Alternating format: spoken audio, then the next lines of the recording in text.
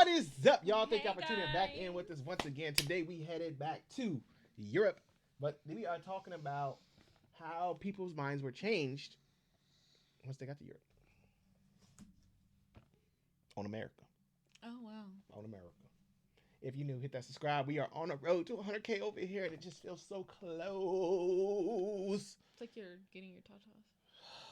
But I appreciate y'all. We've been seeing the numbers go up, and you guys have been trying to make that goal happen. So we really do appreciate y'all subscribing to this channel.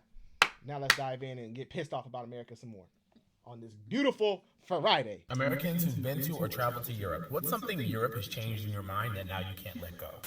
Okay, so back in 2018, Look at the dates. I went to Ireland for 10 days. Okay. Literally the prettiest place I've ever been. Okay. If you have a chance to go, you should 100% take it, because Okay. it was awesome. Okay. I'm just going to give a list of things List that it. I thought were really cool about Ireland. I don't know if it's changed my perception of the world or of Europe, but things that I thought were better that we should probably do here. Is their restroom doors go all the way down to the floor and don't have cracks in the doorway Simple where you stuff. have to lock it, like our freaking public bathrooms. Like, whoever thought that that was a good idea to have the bathroom door a foot off the ground, and then there's a crack in every door where it locks, so you can just Peep. happen to glance and make eye contact with someone dropping a deuce. But You know what's crazy that they bring that up again? It really makes me think of everything that's going on in the U.S. right now with the sick stuff that's going around here. Who really did design it? Who is behind it? Because think about it. That's how I will always put my purse, because it'll cover at least your face. and That stuff. is weird. Yeah, I always go to the big, like the handicap stall at the end. I know it'd be people in the wheelchair. I'm sad, but I'm sorry. It's way at the end. I'm not about to be. Never have I ever seen someone actually handicapped go in Yeah. a handicap. Sorry. But I always go to the end because you can't go down there and just look Yeah. through the little hole. Mhm. But that, now that I think about it, who's sick? Like, it got to be somebody sick behind it. Like, oh, I you don't know what? get In the the bathroom, logic of there is it. no logic. There isn't. There's no explanation of the engineer who designed that to say this is the reason why we did it. No, you're sick. You're sick. But I think probably the biggest shift that being over there gave to me was I don't really think I have some sort of like American superiority complex that I used to have.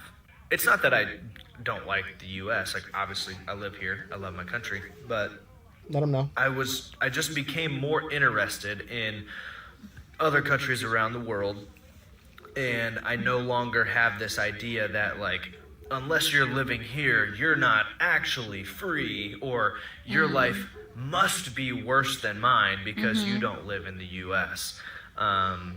After having met a lot of people that live in Ireland or live in some of the surrounding countries, that couldn't be further from the truth. Like, I became so obsessed with Ireland in the years following that I legitimately, like, we've looked at moving there before because Damn. I'm so obsessed with it. Dang. It was that much of a 10 impact? days? Right. 10 days gave You you made that. him want to move after being in the U.S. Technically your whole life. Damn. That is huge. That scares me. Maybe we shouldn't go. Maybe we shouldn't, because you know me. I go over there for 10 days. I told you, I might not come back. Y'all can go back. I'll come back and get y'all. Anyway. Let me get settled out here and I'll come back and get y'all. Say for me, I lived in Italy for a year and a half when I was yeah. 11. And I noticed when we visit Barcelona, Spain, they view nudity very differently than Americans. And Well, they don't sexualize it as much as Americans do.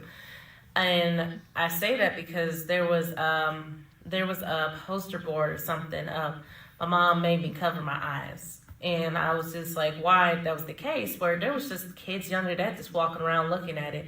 I didn't understand it, but they view nudity and sexuality completely different than America. So that's what I definitely learned from living That's crazy. overseas and traveling overseas. Wow. That's crazy. Why are American grocery stores so damn slow? And also, why are all the cashiers standing? I studied abroad. Aldi's. I was about to bring it up. They do sit in Aldi's. Aldi's, yeah. But yeah, that's what they said. In Aldi's, they sit, and yeah, it's true. And they do move And fast. they bag your own. You bag your own stuff. And they move fast when they scan. I'd be like, dang, let me get out the basket. Calm down. Usually I gotta wait. And I'm in Winco. They Yeah. you know, you Yeah. Doop, doop, doop, doop, doop, doop. I'm like, hold And they're on. sitting down. That is true. That is true. In Florence, Italy, oh my God, 10 years ago. This past January was 10 years. And the one thing that got me was how manufactured politeness is in the United States. And they gave us like this whole assimilation seminar before we flew over there. And they were like, don't wear logoed clothing and don't smile at people in the street because they'll think you're crazy. And also, the Logoed more that clothing. you try to fit in, the less that they'll treat you like shit. And so I went and I bought me some Italian clothes and I assimilated. I had a wonderful time. And I mean, on habit, I definitely smiled at a few people in the streets Of course. and got that look of what the is wrong with you. So I stopped. And I had a friend that just super white girl. She wore Abercrombie sweatshirts and she didn't try to speak the language, and they treated her like dog shit. They didn't want to help her. They just treated her like an American. So what are they Whereas wearing? The group of us, Regular clothes? we went in and we tried to speak the language. We no butchered it, logos. but they laughed and they helped us. So yeah, I would definitely the manufactured politeness and just trying to participate in the culture as a sign of respect. I travel to Europe several times a year, and this fact has stuck out to me like a sore thumb every single time I go. Healthcare. Americans think we have the Well, best we know. healthcare system in the world, but our for-profit healthcare system does nothing but line the pockets of executives while spending twice as much as every other developed country that has universal healthcare. And the results are literally killing us. For example, maternal mortality average in America is 17 deaths per 100,000. In the European Union, it's only 8. Infant mortality in America is 5.6. In the European Union, only 3.2. Oh, he came with Life facts. expectancy for men is 79, and for women is 84 in the EU. In America, it's 74 for men and 80 for women. In the United States, there are 550,000 annual medical bankruptcies. In the EU, it's 0. Despite Wow. spending the most, America ranks dead last in healthcare among developed countries. The solution is clear. Vote out fact. politicians who take big pharma money, and vote in public servants who recognize healthcare as a human right. Damn. Your driver's license in Germany. I think it takes a few years, and I think about $2,000 to get your license in Germany. Any Germans can correct me on this if I'm wrong. But it's a rigorous process. It's not easy, and for good reason. You have the Autobahn, which are sections of the highway where you can go as fast as you want. Oh, Speed yeah. limit is 300 kilometers an hour on the Autobahn. So with that, can't be a prick on the road. You don't own the road. If you act like you own the road and you're going slow in the left lane and you think the guy going 150 miles an hour behind you should slow down, you're screwed. Big fines, big penalties. I've heard rumors about you could lose your license for doing that if you drive slow in the left lane on the Autobahn. The road maintenance and everything there is just amazing. The way they run their whole driving system. I went 126 on the Autobahn. The person in front of me on the left lane would move about a quarter mile before I would even get close to them. They got us beat. I lived in Italy for a summer. That's crazy. And when I went there, I was fairly healthy, but I got there and it's just fresh pasta, fresh pizza, fresh gelato. And I was eating that every single day. I can't even tell you how much weight she prosciutto lost. I had while I was out there. And I came back after the summer and I was healthier than when I had left. Wow. And not only that, when I started eating the food here in America again, Made her sick. I was sick. I got really sick for months. The apartment that I had in Italy, it had a small refrigerator. You get groceries for whatever you're going to cook that day. Everything is fresh. You're not doing leftovers. I've been trying to get back ever since. Dang, that's scary. Off of a Sick six- for months? But you were only there for summer, which is usually 3 months, and it had that much of an impact. Like, it low-key detoxed her whole That's body. scary. That's crazy. That's crazy. They really out here poisoning us. Like, we really out here just eating. If I was her, I'm going back. Yeah, I'm like, I'm yeah. going back. Yep. I'll come back 6 months. I don't got time for this. Nope. Not even gonna deal with it. Spent about 3.5 years in Europe, mostly 3.5. living in Slovenia, but also traveling extensively east and west. And I also lived in Italy for about 4 months. Europe has changed me in every way, but I'd say the most profound and fundamental is the prioritization of values. Europeans prioritize friends, family, and community. Americans prioritize careers and success. That's very evident when you go back and forth just by the way people spend their time and have conversations. In Slovenia, I was meeting my friends every day in the center at 4 p.m. to have coffee and shoot the shit. Americans are much more focused on their careers, and it's harder to do that. We're also much more spread out. Can't even sit down and have a coffee. But I believe that I was happier there, people were happier there, and that makes me think that they are more in tune with the way we should be living. You know what's crazy? He said that just made me really evaluate the simple thing he said. Sit down and have a coffee. As Americans, there's a lot of people who can't even sit down for 10 minutes with their friends. Drive through. Yeah, to have a coffee. Yeah, you don't even got the time to sit down. Hey, let's go have a coffee and sit down for 30 minutes. On the go, everything. Like when you look at a Starbucks now, it's really nobody in there sitting. And never. I've probably seen like one or two, but they're waiting for their drink. Yeah, so there's is nobody it really really sitting? there sitting no more. That's sad. That's horrible. Hi, I'm Nobody. An American who's been living in the Netherlands for 2 years. And frankly, it's all the things that add up to quality of life. Education, transport, healthcare, food, cost of housing, access to infrastructure, art and culture. It's all of those things. Imagine a world where you don't have to own a car, where you can take a bicycle or a bus or a train anywhere you want to go. That's free and it's exercise. affordable. That your healthcare doesn't bankrupt you and is available to you, and you can get same-day appointments. Wow. It's freedom from paperwork. My taxes take me less than a day to get done. It's green spaces in my neighborhood with art that allow me to really enjoy my life. It's worker conditions that allow me to have nights and weekends to myself as well as my 24 days of statutory vacation. It's pretty awesome. He looked like He looked good. Looking healthy, looked good. boy. I'll go first. I don't know about y'all, but I've had the chance to spend 2 weeks in Finland over the last couple years, and it's changed a lot about my perspective. But currently what I'm battling is that I just had to leave 2 supermarkets because our meat is disgusting. In Helsinki, all the salmon was so rich. I mean, granted, the harbor's right there, but literally the salmon was almost like grapefruit colored. Our sickly, nasty orange salmon. And it's like I don't even relate to chicken here anymore. The chicken wings in Finland are so little and crispy and light. The chicken wings here, the fat layer is just so thick. There's fat inside on the bone, like Finland literally would never. Even our beef looks gray. Our meat quality has to be making us sick because there's no way.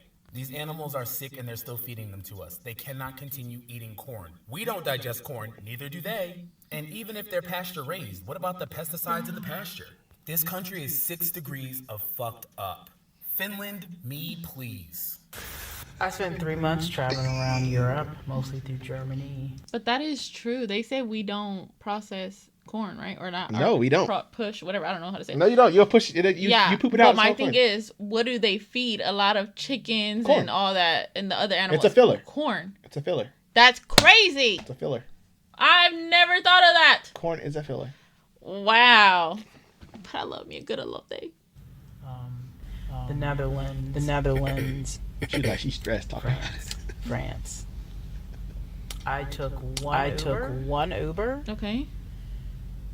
2 Ubers. Okay. The whole time I was there. Most of it on public transport. It was on public transport or trains. And it was so easy to navigate the country. I don't speak Dutch. I do speak a little German. I don't speak any French. I don't speak any French. And I was able to navigate all of it. That's amazing. I live in Dallas. And if I did not have a car, I'd be stuck. Because the public transportation here in this city, but mostly across the country is garbage. It's upsetting.